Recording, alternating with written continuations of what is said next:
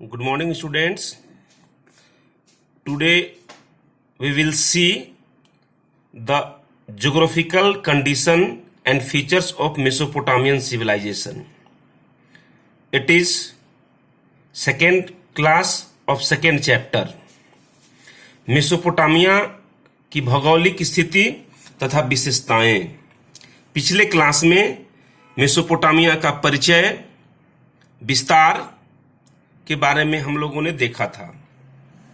Basically आज का Iraq को ही प्राचीन काल में मेसोपोटामिया कहते थे, अर्थात आधुनिक इराक ही मेसोपोटामिया है, जो ज्योग्राफिकल डाइवर्सिटी, भौगोलिक विविधता वाला देश है।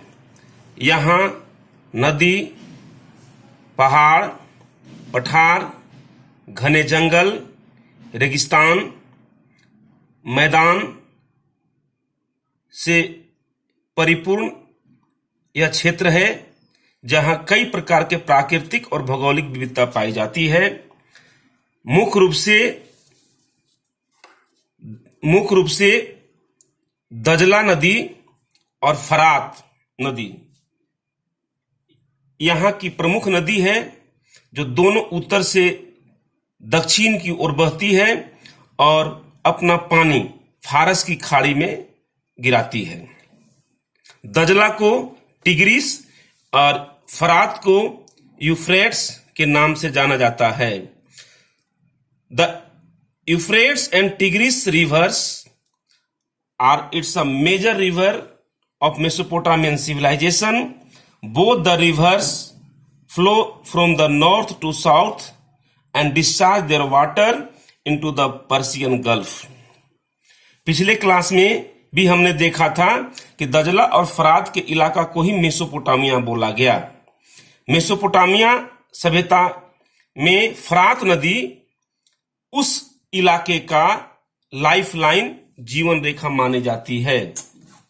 सभी प्रकार के शहर का विकास फरात और दजला नदी के किनारे ही हुई थी, जो आज कई प्रसिद्ध नगर माने जाते हैं। मेसोपोटामिया को उत्तरी और दक्षिणी दो भागों में विभक्त किया जाता है, जहां दोनों भागों की जलवायु एक दूसरे के बिल्कुल विपरीत है। Mesopotamian can be broadly be divided into two distinct regions, north and south. Both the regions have very different environment. Mesopotamia के उत्तरी भाग में, जहां सालों भर वर्षा होती है, प्राकृतिक रूप से खेती और पशुपालन की दृष्टि से यह परिपूर्ण है। वहीं दक्षिणी मेसोपोटामिया अपेक्षाकृत कम वर्षा का क्षेत्र है और कृत्रिम सिंचाई साधन पर खेती बाड़ी होती है, जो दोनों को भौगोलिक रूप से अलग करती है।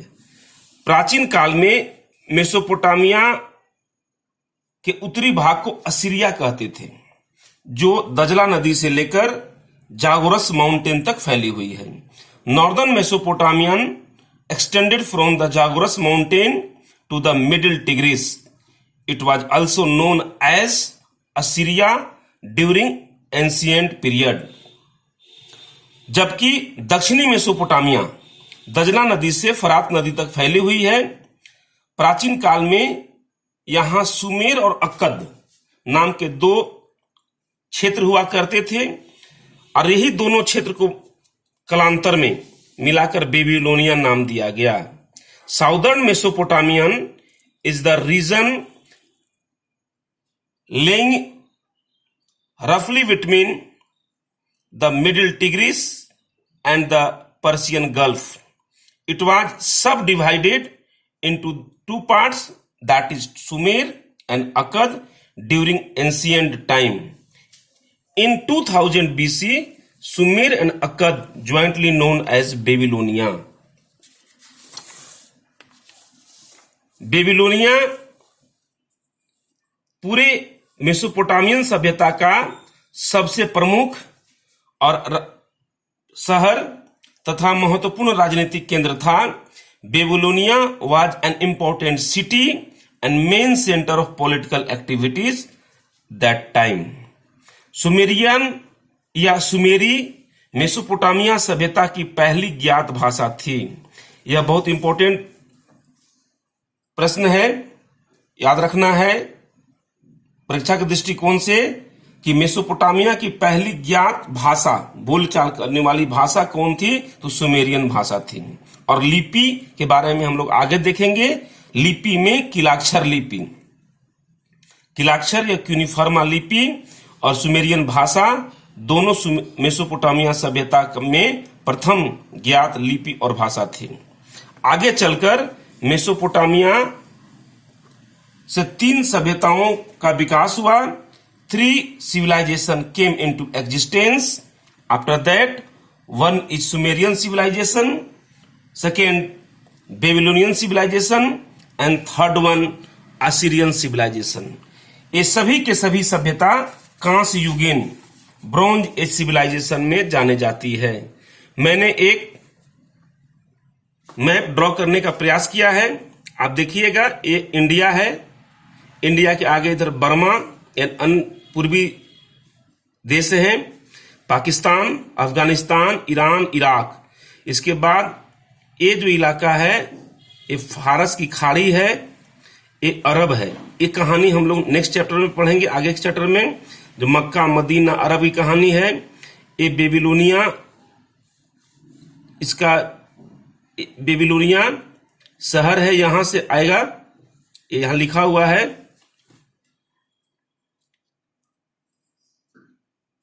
ये बेबीलोनिया यहां है।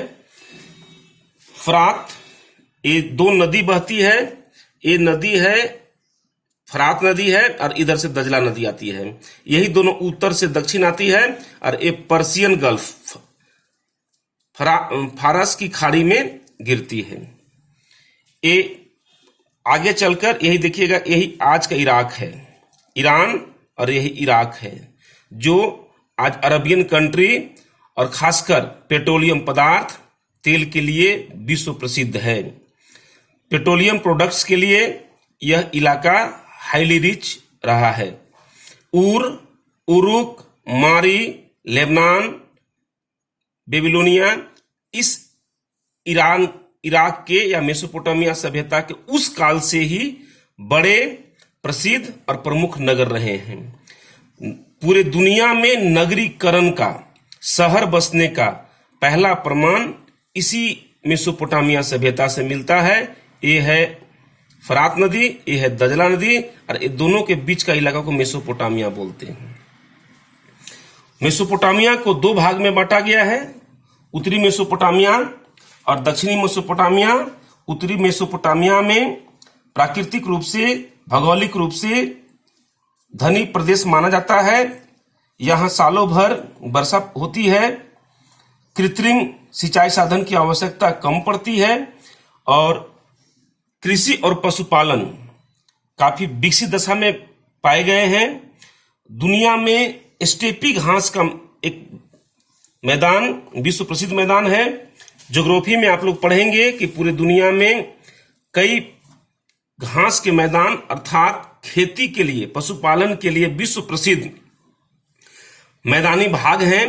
Prairie, pampas, weld, downs, steppe, ये 5 बड़े घास के मैदानी इलाका माने जाते हैं, जिसमें स्टेपी घास का मैदान इसी इलाका में सेंट्रल एशिया में माना जाता है। ये जो इलाका है इसको सेंट्रल एशिया बोलते हैं, मध्य एशिया बोलते हैं, और इसी में पाया गया है स्टेपी घास का मैदान। स्टेपी घास का मैदान होने के कारण पूरा का पूरा मेसोपोटामिया सभ्यता मैदानी इलाका होने के कारण शुरू से प्रसिद्ध रहा है। Due to steppe grassland it was famous area for agriculture and pasteurization. दजला और फरात दोनों नदियां मेसोपोटामिया सभ्यता का आधार मानी जाती है। नगर का विकास इसी दोनों नदियों के किनारे हुई थी। कालांतर में यहीं पर ब्रॉन्ज एज सिविलाइजेशन, कांस्य युगीन सभ्यता का विकास हुआ। कई छोटे बड़े कांस्य युगीन सभ्यता अस्तित्व में आए। दूसरी ओर दक्षिणी मेसोपोटामिया कृत्रिम सिंचाई साधन, पर आधारित थी।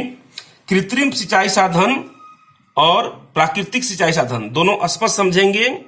प्राकृतिक सिंचाई साधन अपने आप होती है, जो प्रकृति पर निर्भर होती है, और कृत्रिम मनुष्य के द्वारा बनाई जाती है, जैसे नहर, डैम, बराज, तालाब, कुआं। ये अपने आप नहीं होती है बल्कि बनाई जाती है, जैसे झील, नदी। ये सब प्राकृतिक होती है, इसमें मनुष्य का बहुत बड़ा योगदान नहीं होता है। दक्षिणी मेसोपोटामिया का जो खेती, पशुपालन, ये पूर्णतः खेती जो है कृत्रिम सिंचाई साधन पर आधारित थी। खेती के साथ साथ पशुपालन भी काफी विकसित थी। Agriculture was based on the artificial irrigation system like canals, barrage, ponds and walls in southern Mesopotamia. Along with the agriculture, pasteurization या pastoralism was also developed. दक्षिणी मेसोपोटामिया में ही सर्वप्रथम नगर अस्तित्व में आया और लेखन कला का विकास हुआ। The first city came into existence and the art of writing registered a growth in Mesopotamian civilization. Basically, Mesopotamian civilization के दो प्रमुख देन माने जाते हैं जिसने पूरी दुनिया को प्रभावित किया।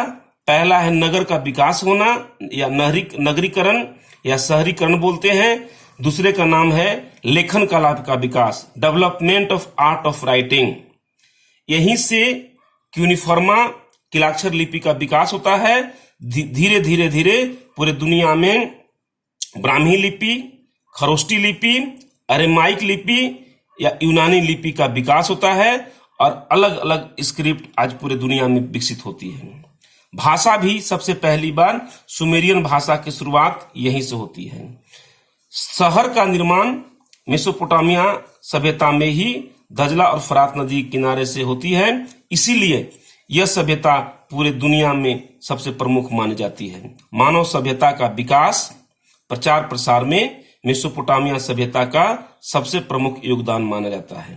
नेक्स्ट क्लास में हम लोग नगरीकरण, अर्बनाइजेशन, नगरीकरण के कारण, सहायक तत्व पढ़ेंगे और लेखन कला का विकास के बारे में जानेंगे। आज के लिए इतना ही। Thank you.